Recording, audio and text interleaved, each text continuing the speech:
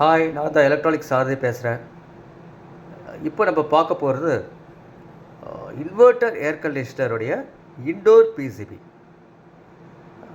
இதுக்கு முன்னாடி ஒரு வீடியோ போட்டிருந்தேன்.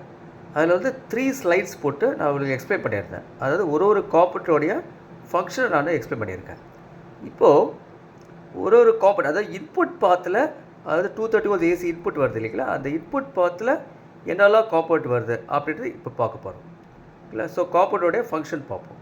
ரைட், ஃபஸ்ட்டு வந்து இந்த காம்பனண்ட் 1, 2, 3 இது மூணுமே வந்து லைன் நாய்ஸ் சப்ரஸர். லைனில் ஏதாச்சும், அதாவது 230 volts ஏசி இன்புட் வருது இல்லையா, 50 Hz, அதில் ஏதாச்சும் நாய்ஸ் ஏதாவது இருந்தாக்கா அதை சப்ரஸ் பண்ணுறதுக்கு இந்த கெப்பாசிட்டர்ஸ் யூஸ் பண்ணுறோம்.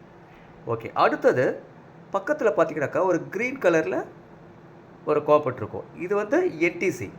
இதோடைய ரெசிஸ்டன்ஸ் பார்த்தீங்கன்னாக்கா 5 ohms இருக்கும். இனிஷியலாக 5 ohms இருக்கும். கரண்ட் ஃப்ளோ ஆக இதோடைய ரெசிஸ்டன்ஸ் அப்படியே லோ ஆகிடும், 0 ohms ஆகிடும் ஆல்மோஸ்ட். ஓகே, ஸோ இந்த கரண்ட் ஃப்ளோ இது வழியாக ஃப்ளோ ஆகும்.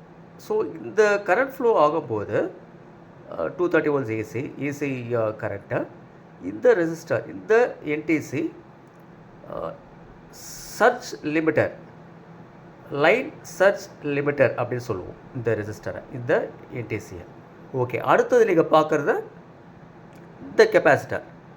இது ஒரு கெப்பாசிட்டர் தான். இது வந்து ஆர்எஃப் நாய்ஸ் ஃபில்டர். இதுவும் ஒரு ஆர்எஃப் நாய்ஸ் ஃபில்டர். நடுவில் இருக்கிறது லோ பாஸ் ஃபில்டர். இந்த காயில் இருக்கு இல்லையா, இது வந்து லோ பாஸ் ஃபில்டர். அதுக்கு அடுத்தது வர்றது தான் MOV, metal oxide varistor. So any high voltage ஒரு any RF pulse, high RF pulse வந்ததாக்க இந்த டயோடை ப்ரொடெக்ட் பண்ணுறதுக்காக யூஸ் பண்ணுற எம்ஓவி.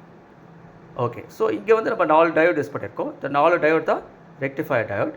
இது capacitor, filter capacitor, reservoir filter capacitor சொல்லுவோம், மெயின் ஃபில்டர் கெப்பாசிட்டர்.